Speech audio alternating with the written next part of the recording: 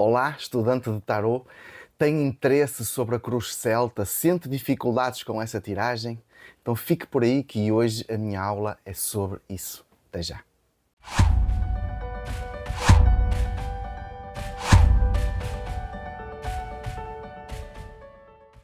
Olá a todos, bem-vindos aqui a mais uma aula. Eu sou o Bruno Miguel Tavares, sou numerólogo, tarólogo, professor de tarô e hoje, como viram, então vamos fazer aqui uma aula sobre uma tiragem. Já há algum tempo que eu não trazia aqui no YouTube uma aula de tiragem assim tão complexa, porque a cruz celta, portanto, é uma tiragem de 10 posições, é uma tiragem relativamente complexa e vamos então hoje explorar aqui mais essa questão. Deixem-me pedir a quem ainda não o faz que siga o canal, deixe o like, comente, compartilhe com aqueles que conhecem e que também têm interesse no estudo do tarô, para que o canal possa crescer e chegar cada vez a mais pessoas. E vamos então falar aqui um pouquinho sobre a cruz celta. A cruz celta é uma daquelas tiragens que não tem uma origem definida, como por exemplo o Peladin, que nós sabemos quem foi, portanto, o ocultista, o tarólogo, que trouxe, ou que inventou, ou que desenvolveu, digamos, essa tiragem. Não é o caso da cruz celta, portanto, é algo que sempre cá esteve, ela está, portanto, ajustada à sua, digamos, a sua forma, o seu formato. Aquelas cruzes tão típicas que nós vemos na Irlanda, na Inglaterra, na Escócia, as chamadas cruzes celtas, aquela cruz que tem, portanto, um círculo à sua volta. E é mais ou menos esse o formato que nós vamos ver. Mas para que é que serve a cruz celta? Qual é a indicação desta tiragem? E na prática a cruz celta serve para tudo, para analisar todo o tipo de perguntas. Porque ela vai nos mostrar não só a origem da situação, mas também como o consulente está em relação a essa situação, seja conscientemente, seja inconscientemente, o que é que o preocupa, mas ela também nos vai mostrar o provável caminho, a tendência que essa situação nos vai trazer durante os próximos meses.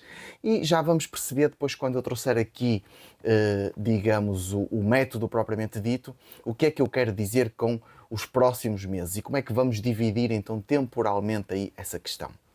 Muito importante também é perceber que a cruz celta, não havendo, portanto, uma origem totalmente definida, não tem um método único. Cada tarólogo acaba por ter a sua própria adaptação.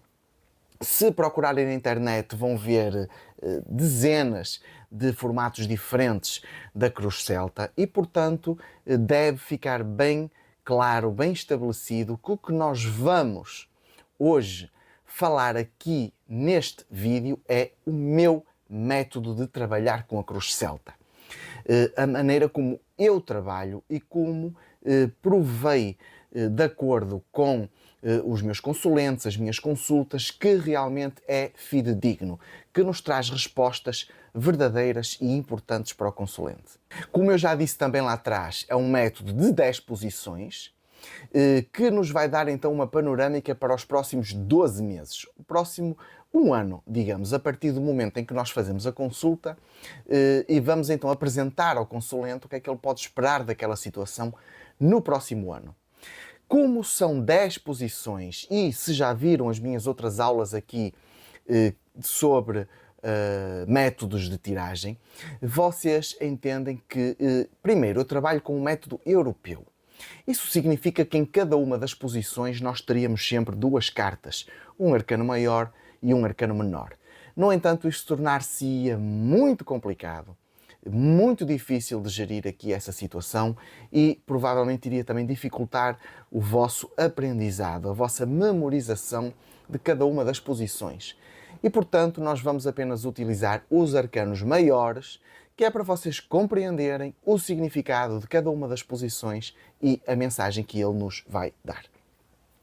Deixem-me neste momento relembrar que todos aqueles que queiram aprender mais sobre tarô, seja cursos para iniciantes, seja desenvolver, incluindo curso de combinações com mais de 1300 combinações possíveis e entre os arcanos maiores e menores, é verdade, vão ter aulas para cada um dos arcanos maiores combinado com cada um dos 56 arcanos menores.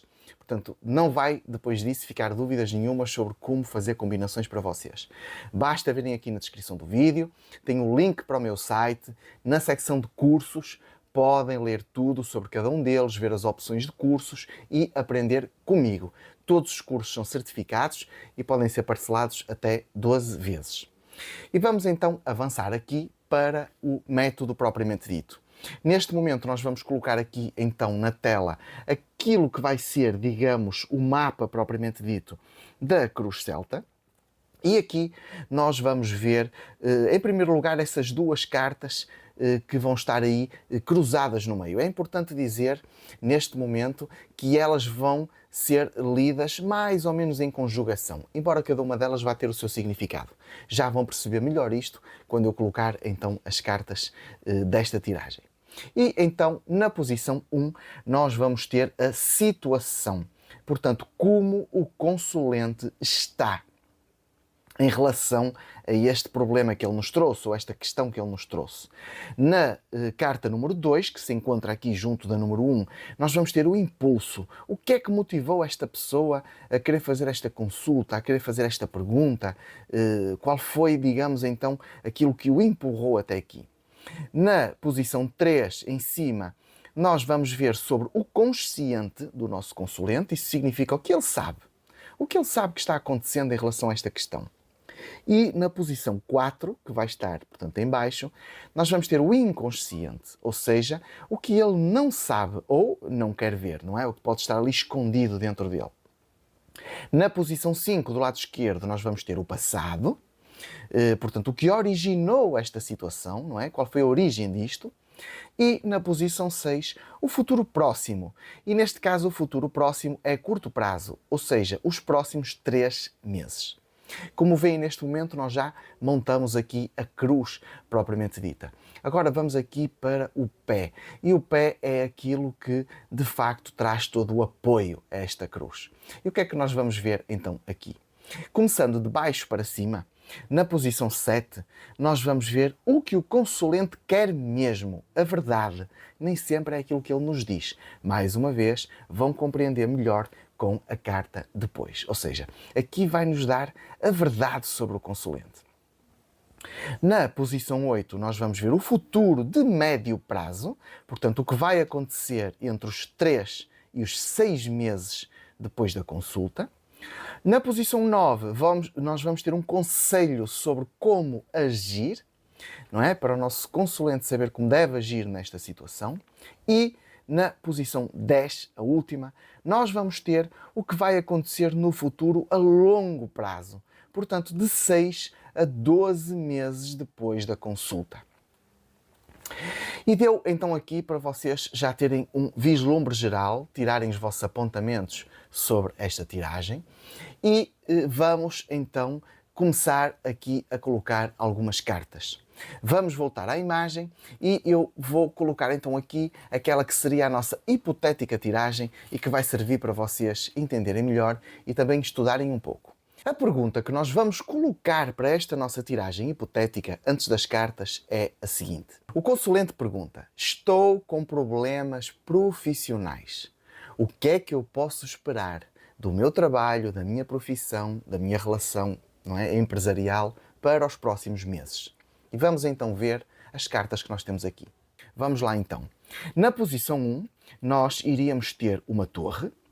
Na posição 2, junto com a torre, uma sacerdotisa. Na posição 3, um mago. Na posição 4, a carta do louco. Na posição 5, o eremita. Na posição 6, o pendurado. Na posição 7, a morte. Na posição 8, o mundo. Na posição 9, a imperatriz. E na posição 10, o julgamento. Neste momento, então, vocês têm os significados básicos de cada uma das posições e têm também as cartas que saíram em cada uma das posições. Aquilo que eu vou recomendar neste momento é que vocês coloquem este vídeo em pausa, ou se não puderem neste momento terminar, deixem o vídeo neste momento, depois de ter os vossos apontamentos, façam a vossa leitura. Escrevam num papel, façam toda a vossa interpretação e depois vamos retornar aqui e vamos fazer esta interpretação juntos. e perceber até que ponto vocês conseguiram entender a tiragem e conseguiram entender também então quais seriam as mensagens. E vamos então começar aqui a nossa leitura e perceber se ela encaixa linhas gerais com aquelas que vocês fizeram. E na posição número 1, que nos mostra como o consulente está em relação a esta questão, nós vemos a carta da Torre. O que é que nós podemos ver aqui? Podemos ver que o consulente se sente atacado, se sente prejudicado, talvez até criticado, sente a sua vida gravemente dificultada, então, aqui no seu trabalho, na sua profissão. Na posição 2, sobre o impulso, onde nós vemos o que é que trouxe a pessoa até aqui. O que é que a impulsionou a fazer esta pergunta? E nós vemos a carta da sacerdotisa. Então vemos que a pessoa está, de facto, com medo, está receosa, está ansiosa. Ela não sabe se lhe vai acontecer alguma coisa negativa. Mas porquê? Será que aconteceu alguma coisa aqui no trabalho? Vamos ver o que é que as cartas nos vão continuar a dizer aqui. Na casa 3, com a carta do mago, nós vemos aqui então a casa do consciente. E no consciente nós vemos o mago. E o que é que isto significa? Significa que, para todos os efeitos, a consulente acha que está fazendo o seu trabalho, que está dando o seu melhor, que tem capacidade. Ela conscientemente não vê aqui grandes problemas. Então entendem como é que estas posições do que, para todos os efeitos, parece ser consciente ou que a pessoa acha, pode depois não coincidir com as outras casas sobre o consulente. E já vamos chegar lá. Na posição 4 do inconsciente, o que ela não sabe ou o que ela não quer ver, vem a carta do louco. Então reparem como esta pessoa, mesmo que não esteja consciente disso, ela é desleixada, é descuidada, não se foca, não se dedica, não faz o trabalho como deveria, não leva a sério as suas funções profissionais. Reparem como é interessante aqui a diferença entre as casas 3 e 4 e muitas vezes, grande parte das vezes, vocês vão perceber isso nas vossas leituras. As pessoas não estão totalmente a par daquilo que realmente está acontecendo. E aqui então começamos a conseguir ajudar a nossa consulente. Ela não está fazendo aquilo que deve. As coisas não estão correndo bem. Mas porquê é que ela nos veio perguntar esta questão? Porquê é que ela está ansiosa? De onde é que vem tudo isto? Então vamos aqui à casa 5, a casa do passado, o que aconteceu antes desta situação. E aqui nós temos a carta do ermita. E reparem no que nos diz o ermita. Atrasos burocráticos, situações que não se completam no tempo que seria esperado. Provavelmente no trabalho ela não cumpriu algum prazo de trabalho, ela não entregou o trabalho como deveria, não atingiu as metas de produtividade, se for vendedora não vendeu o que deveria vender, não se esforçou o suficiente para isso. Então reparem, está aqui a origem. Ela, tendo em conta que nós percebemos na casa do inconsciente, reparem isto, nós vamos fazendo uma leitura completa. Ela não se esforçou o suficiente, desleixou-se, talvez tenha conversado, talvez não se tenha preocupado, acabou atrasando trabalhos, acabou não fazendo ou não cumprindo os objetivos que deveria, e isso causou aqui estes problemas. Por isso é que ela se sente criticada, se sente atacada, provavelmente o chefe, a pessoa que está gerindo o trabalho, chamou a atenção, disse que não estava satisfeito com o trabalho e daí veio tudo o resto, o medo, ela quer saber então o que é que vai acontecer. E vamos então aqui saltar agora para a casa 7. Não vamos fazer uma leitura seguida, vamos deixar depois as leituras temporais mais para a frente, porque aqui nós vamos perceber o que ela quer mesmo. Porquê é que tudo isto acontece com ela? E na casa 7 nós vamos ter a morte. Então reparem, esta pessoa não gosta do que faz. A nossa consulente não gosta do trabalho que tem. Ela claro que não se esforça, porque o sonho dela, o que ela pensa é renovar, o que ela pensa é mudar. Talvez deixar este emprego, ir para o outro, ter outras oportunidades na sua vida, fazer outras, portanto, perseguir outras possibilidades. Ela não gosta do que faz, ela não quer estar aqui. Então, naturalmente, ela não vai conseguir a motivação que precisa para ser cada vez melhor. Mas então, o que é que nós podemos dizer aqui à nossa consulente para os próximos meses?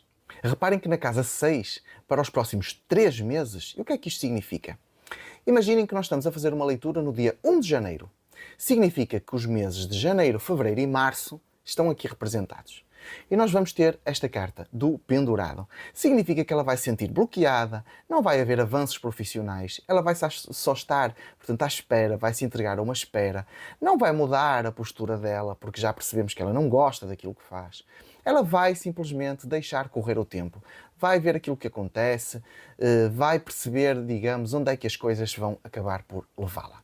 Quando avançamos agora sim para a casa 8, que nos vai falar do futuro de 3 a 6 meses, então reparem, se a primeira carta nos falava dos primeiros 3 meses depois da leitura, janeiro, fevereiro, março, aqui nós iríamos para abril, maio, junho, portanto o período, o trimestre seguinte. E nós aqui temos a carta do mundo. Então vamos ver que este ciclo se vai encerrar para ela. Efetivamente, nós podíamos dizer que existe aqui uma carta que parece estar sugerindo que ela irá terminar a sua carreira naquela profissão, ou naquela empresa, pelo menos, que irá sair, mas isso não será negativo, porque reparem, a carta do mundo é um fim de ciclo positivo. Então é possível que haja algum tipo de acordo, que cheguem a algum tipo de entendimento sobre essa situação, ela não vai ficar grandemente prejudicada, vai ter pelo menos ali algum apoio, talvez portanto, um seguro-desemprego, algo que vai conseguir então sustentá-la durante algum tempo e que ela vai até ficar satisfeita. Reparem, a carta do mundo também mostra essa satisfação. Um ciclo que termina com satisfação. Ela está cansada daquele trabalho. Então nós vamos perceber que nesse período, dos 3 a 6 meses, vai chegar então a finalização deste ciclo. E por fim, quando nós saltamos para a posição 10, que nos vai mostrar aqui sim o futuro no último semestre. Portanto, se tínhamos ido até junho, aqui seria julho, agosto, setembro, portanto, até ao final desse ano. Os 6 meses depois do que tínhamos visto naquela primeira combinação de cartas. E reparem como nós vamos ter o julgamento. Então nós vamos poder dizer à nossa consulente que depois daquele fim de ciclo, naquele trimestre, aqui ela vai conseguir progredir, ela vai renascer. O julgamento mostra uma nova fase, ela vai perceber aquilo que tinha acontecido, vai perceber que se calhar não deve trabalhar num lugar que não gosta, vai procurar e vai conseguir encontrar. E aqui nós vemos então algo que lhe vai trazer satisfação, uma nova fase com completude. Ela vai conseguir um novo emprego e um novo emprego que a vai satisfazer mais. Agora, reparem, isso pode ir de 6, portanto, meses em todo esse plano. Portanto, de julho até dezembro. Nós não vamos conseguir dizer à pessoa se ela vai conseguir encontrar um emprego em julho, em agosto, em setembro, mas sabemos que pelo menos naquele semestre, naquele segundo semestre depois da consulta, ela vai conseguir renovar e conseguir então um novo emprego que a vai satisfazer muito mais. E na casa 9, um conselho. E aqui o conselho seria a Imperatriz. E o que é que nos diz a Imperatriz? Que ela deve ter mais poder, que ela deve de facto criar, realizar, colocar em prática, fazer florescer. Isto vai ligar com aquelas cartas que nos mostrava alguma preguiça, alguma vontade de se encostar, de não se esforçar tanto. Então aqui o conselho para ela é: esforce-se, cuidado na sua vida profissional, perceba que pode não estar cumprindo as suas funções e seja mais esforçada. Isto levanta-nos aqui uma questão. Será que ela quer esforçar-se já e tentar manter-se nesta profissão em que está? Porque reparem, o futuro é escrito todos os dias, nós temos livre-arbítrio e esta consulta poderia servir para ela então corrigir o seu caminho e permanecer nesta função. Ou ela vai seguir a mesma energia em que ela está neste momento, vai ser o pendurado, que nós vemos ali na casa 6, e vai abrir portas então para esta saída deste trabalho, para depois se abrir para um novo. Independentemente disto, este conselho vai servir porque ela vai perceber que pode não estar dando o seu melhor e nesse novo emprego para onde ela vai ter de se esforçar mais, vai ter de realizar mais e vai ter de ser mais, então, ciente das suas capacidades e dos seus deveres. Espero que tenha ficado então claro o que significa aqui, para que é que serve uma cruz celta, como se faz uma cruz celta. Qualquer dúvida que tenham, as vossas tiragens, coloquem aqui nos comentários do vídeo para aprendermos todos uns com os outros. Não se esqueçam, se quiserem estudar mais sobre tarot, cursos avançados, particularmente o curso sobre combinações, é essencial. Não há mais nenhum curso no mercado que vos fale de todas as combinações possíveis e entre arcanos maiores e menores. Visitem o meu site que está aqui em baixo. E, como de início, deixem um like, comentem, compartilhem e eu estou aqui à vossa espera no próximo mês para mais uma aula. Até já!